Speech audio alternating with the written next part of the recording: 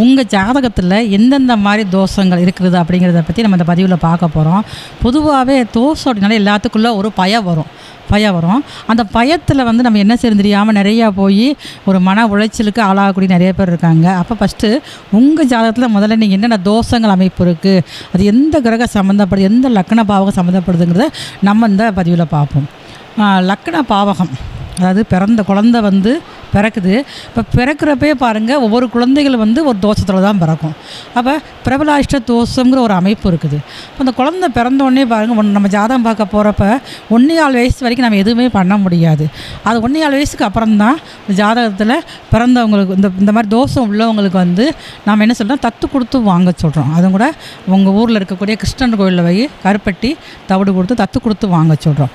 அதுக்கப்புறம் பாருங்கள், ஒரு சில குழந்தைகள் தந்தைக்கு ஆகாத நட்சத்திரம் சூரியன் நட்சத்திரங்களான கார்த்திகை, உத்திராடத்தில் பிறந்தாங்க அப்படின்னா குழந்தை பிறக்கிறப்ப உடனே போய் தந்தை போய் நேரடியாக போய் பார்க்கக்கூடாது.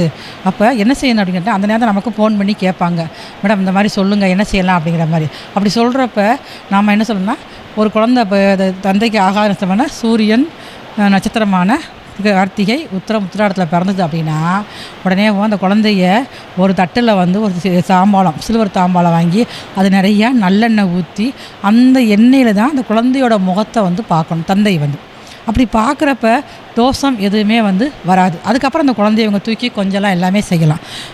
பொதுவாக ஒரு பழமொழி இருக்கும், ரோஹிணியில் ஒரு குழந்தை பிறந்துருச்சு, தாய்மாமனுக்கு ஆகாது.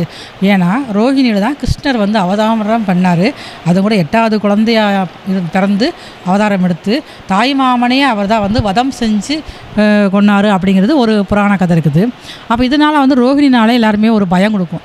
அப்படிங்கிறப்ப இந்த பயத்தினாலேயே சில பேருக்கு பார்த்திங்கன்னா தாய்மாமாவுக்கு ஆகாததாக போயிருந்தனால என்ன செய்யலாம் அப்படின்னு சொல்லி கேட்குறப்ப நீங்கள் அதுக்குமே கிருஷ்ணர் கோயிலில் போய் தத்து கொடுத்து வாங்குறது நல்ல அமைப்பு. அது மட்டுமே இல்லாமல் அந்த ரோஹிணித்தில் குழந்தை பிறந்துச்சு அப்படின்னா தாய் மாமா உடனடியாக போய் நேரடியாக போய் அந்த குழந்தைய தூக்கிடாமல் அது தவிடு கொடுத்தும் செய்யலாம். சரி, ஒரு குழந்தைய போய் உடனடியாக போய் பார்க்கணும் அப்படின்னு சொல்லி ஆவலோடு இருந்தாங்க அப்படின்னா வெள்ளியில் ஒரு கொடி மாதிரி செஞ்சு அந்த குழந்தைக்கு போட்டு அணிவிச்சு நம்ம அதை தூக்கலாம்.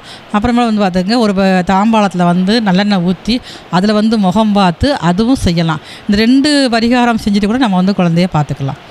அடுத்து பாருங்கள், குழந்தைகள் பிறந்து 2ஆம் பாவகத்தை சனி பார்த்தாரு அப்படின்னா 2ஆம் பாவகத்தில் மாந்தி இருந்தாலும் 2ஆம் பாவகத்தை 12ஆம் பாவகத்தில் சனி பகவான் தன்னுடைய 3ஆம் பார்வையாக பார்த்தாலும் 7ஆம் பார்வை 10ஆம் பார்வையாக பார்த்தாலுமே அந்த குழந்தை கொஞ்சம் பேசுகிறதுக்கு லேட் ஆகும்.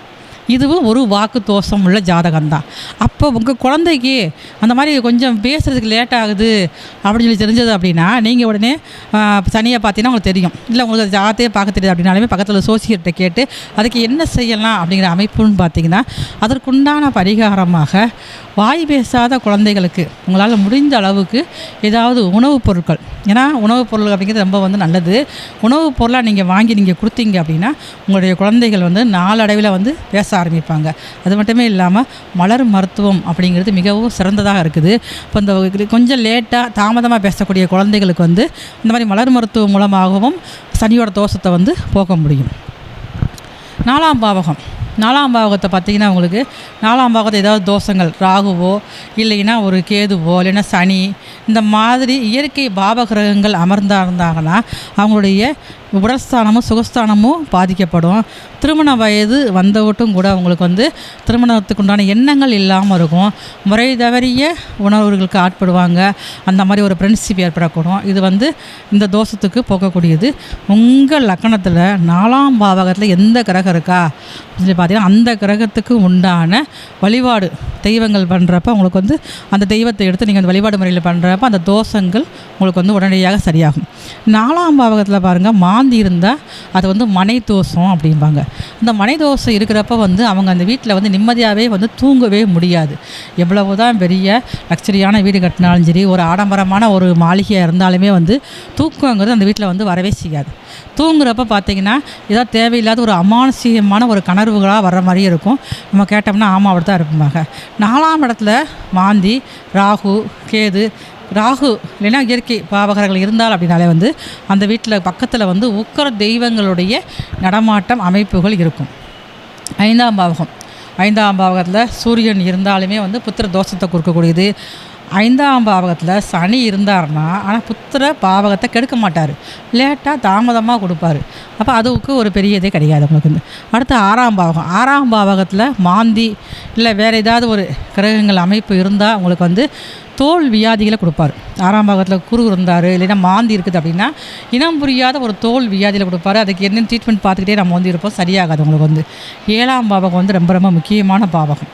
இது வந்து கலத்திர பாவகம்னு சொல்லுவோம். நிறைய பேருக்கு இதில் தான் ஒரு பெரிய பிரச்சனையே இருக்கும். அவங்களுடைய ஜாதகத்தில் வந்து 7ஆம் இடத்துல 8ஆம் அதிபதி வந்து 7ஆம் இடத்துல இருந்தாலும் சரி தான், இல்லை 7ஆம் அதிபதி 8ஆம் வீட்டுக்கு போனாலுமே கலத்திர தோஷம்தான். 7ஆம் வீட்டில் ராகுவோ கேதுவோ செவ்வாய் இந்த மாதிரி இயற்கையான பாவகிரகங்கள் இருந்தாலுமே வந்து தோஷங்கள் வந்து கடுமையான விளைவை கொடுக்கணும். அதற்குண்டான முறையான ஒரு வழிபாட்டு முறையில் நம்ம தேர்ந்தெடுத்து செய்கிறப்ப தான் நமக்கு தோஷமானது விலகும். 8ஆம் இடத்துல சனி ஒருவர் மட்டும் இருந்தார்னா ஆயுள் விருத்தியை கொடுக்கும். 8ஆம் பாவகத்தில் அவருக்கு மட்டும் அந்த பாவக தோஷம் அப்படிங்கிறது கிடையாது. மற்ற கிரகங்கள் இருந்து உங்களுக்கு ஏதாவது ஒரு பிரச்சனைகள் இருந்துச்சுன்னா கண்டிப்பான முறையில் 8ஆம் இடத்துல லக்னாதிபதி பொதுவாக போய் மறையவே கூடாது. அதே மாதிரி 8ஆம் இடத்துல செவ்வாய் இருந்தாலும் விபத்து கண்டங்கள் ஏற்படும். 8ஆம் இடத்துல ராகு கேதுக்கள் இருந்தாலுமே வந்து அதுவுமே வந்து மிகப்பெரிய ஒரு கலத்திர தோஷத்தை கொடுக்கும். திருமண வாழ்க்கையிலையும் குடும்பஸ்தானத்துலேயும் ஒரு நிம்மதி இல்லாத அமைப்பை கொடுக்கும். அடுத்து பாருங்கள் 9ஆம் இடம். 9ஆம் இடத்துல வந்து பொதுவாகவே வந்து சூரியன் இருக்கக்கூடாது. சூரியனோ குருவோ இருந்தாங்க அப்படின்னா தந்தை வழியில் வந்து மிகப்பெரிய நம்ம வந்து நன்மைகள் வந்து அடைய முடியாது. தந்தையால் நிறையா வந்து ஒரு நல்ல பலன் அனுபவிக்க முடியாமல் தந்தை வந்து கொஞ்சம் பொறுப்பற்றவராக குடும்பத்தின் மேலே பற்றுள்ளாதவங்க தான் இருப்பாங்க. உங்கள் ஜாதகத்தில் இந்த மாதிரி அமைப்பெல்லாம் இருக்கான்னு சொல்லி நீங்கள் பார்த்துக்கிட்டிங்கன்னா உங்களுக்கு ரொம்ப சிறந்த அமைப்பாக இருக்கும். 10ஆம் பாவகம். 10ஆம் பாவகத்தில் ராகு இருந்தார் அப்படின்னா தொழில் இருக்கும். ஆனால் தொழிலில் வந்து பாருங்கள் உட்காந்து ஒரு இடத்துல உட்காந்து வேலை பார்க்க மாட்டாங்க. எல்லா பக்கமும் பார்த்திங்கன்னா அலைஞ்சிக்கிட்டே இருப்பாங்க. அவங்களோட தொழில் வேலையே பார்த்திங்கன்னா அலைச்சலோடவே இருக்கும். 11ஆம் பாவகம். 11ஆம் பாவகத்திலேயே உங்களுக்கு நிறைய அமைப்புகளில் வந்து ஒரு நல்ல ஒரு அமைப்பாக சுப கிரகங்கள் இருந்தது அப்படின்னா ரொம்ப நல்லாயிருக்கும். அதுலேயே வந்து 11ஆம் பாவகத்தில் ஒரு இயற்கை பாவகிரகங்கள் இருந்தாலோ இல்லை 11ல் வந்து ராகு கேது இந்த மாதிரி அமைப்புகள் இருந்தாலுமே உங்களுக்கு வந்து மிகப்பெரிய தோஷத்தை கொடுக்கும். வரக்கூடிய வருமானங்களாகட்டும் மூத்த சகோதரர் உங்களுக்கு வந்து நன்மை ஏற்படாமல் வரக்கூடிய வருமானம் எல்லாமே உங்களுக்கு வந்து விரைய செலவாக ஆறக்கூடிய அமைப்பாக இருக்கும். 12ஆம் பாவகம். 12ஆம் பாவகத்தில் வந்து ரொம்ப வந்து சுத்தமாக இருக்கணும். அப்போ தான் நமக்கு தூக்கங்கிறது வரும். நான் 12ஆம் பாவகம் தான் உங்களுக்கு வந்து அயன சயன போகம்னு சொல்லக்கூடிய பாவகம். இப்போ லக்னாதிபதியே வந்து 12ஆம் பாவகத்தில் இருந்தார்னா இந்த ஜாதகர் வந்து பொதுவாகவே பாருங்கள் நிறைய வந்து ஊர் சுற்றிக்கிட்டே இருப்பார். 12ஆம் பாவகத்தில் குரு இருக்கலாம். குரு இருந்தாலுமே வந்து ஆண் ஜாதகப்படி பார்க்குறப்ப நம்ம நாடி விதிப்படி பார்க்குறப்ப நம்ம வந்து ஆணோட தான் எடுத்துக்கிறோம். அப்போ ஆணோட ஜாதகத்தில் குரு வந்து 12ஆம் இடத்துல இருந்தார் அப்படின்னா அவங்க வந்து வெளியூர் வாழ்க்கை தான் ரொம்ப வந்து மிக ஒரு சிறப்பாக இருக்கும். 12ஆம் பாவகத்தில் கேது இருந்தாங்கன்னா அவங்க வந்து ஒரு ஆன்மீகத்தோடு இருப்பாங்க. குடும்ப வாழ்க்கையில் பற்றற்ற தன்மையாக இருப்பாங்க. இதே இது 12ஆம் பாவகத்தில் ராகு இருந்தாங்கன்னா அவங்க வாழ்க்கையில் ரொம்ப ரொம்ப வந்து போராடி ஒரு பெரிய நிலைக்கு வருவாங்க. நைட்டு தூக்கங்கிறது ரொம்ப வந்து கம்மியாக இருக்கும். இவங்கெல்லாம் வந்து குடும்பத்தை விட்டு பிரிஞ்சு வெளியூர் போனால் தான் இவருடைய வாழ்க்கை வந்து சிறப்பாக இருக்கும். திருமணத்துக்கு தான் நம்ம வந்து ரொம்ப முக்கியமாக நம்ம வந்து தோஷங்களை பற்றி பார்த்துக்கிட்டு இருக்கோம். அப்போ கலத்திர தோஷம், நாகதோஷம், அது மட்டும் இல்லாமல் செவ்வாய் தோஷம், நிறைய தோஷங்களுடைய அமைப்புகள் இருந்தாலுமே வந்து அத்தனை தோஷத்தையும் நாம் வந்து நிவர்த்தி பண்ணக்கூடிய அமைப்புகள் வந்து நிறையா இருக்குது. சிறந்த வழிபாடு மூலமாகவும் நம்ம வந்து பண்ணிக்கலாம். இல்லைன்னா நம்ம வந்து கோவில் பரிகாரங்கள் வந்து நிறைய நல்ல விஷயங்கள் இருக்குது. அவன் எந்த லக்கணமாக இருந்தாலும் அந்த லக்கணத்துக்கு 7ஆம் அதிபதியோட நட்சத்திரத்தை எடுத்து அந்த நட்சத்திரம் வரும் நாளில் நட்சத்திர அதிபதியின் கோவிலுக்கு நம்ம சென்று அந்த நாளில் போய் 2 அகல் விளக்கில் வந்து நெய் ஊற்றி தீபமேற்றி வழிபாடு செஞ்சுட்டு வந்தோம்னா நமக்கு அந்த கலத்திர தோஷங்கள் அமைப்பு வந்து சரியாக இருக்கும். அப்படி இல்லை அப்படின்னா உங்களுக்கு நீங்கள் எந்த ஊரில் இருந்தாலும் சரி தான் அங்கே இருக்கக்கூடிய அன்னை மகாலட்சுமி பெருமாள் கோவில் இருக்கக்கூடிய மகாலட்சுமி தாயாரை வந்து தாமரைப்பூ வாங்கி கொடுத்து நெய் வாங்கி கொடுத்து 2 நெய் தீபம் ஏற்றி வழிபாடு செஞ்சதுன்னா உங்கள் ஜாதகத்தில் தோஷங்கள் அனைத்துமே வந்து சரியாகும். நன்றி, வணக்கம்.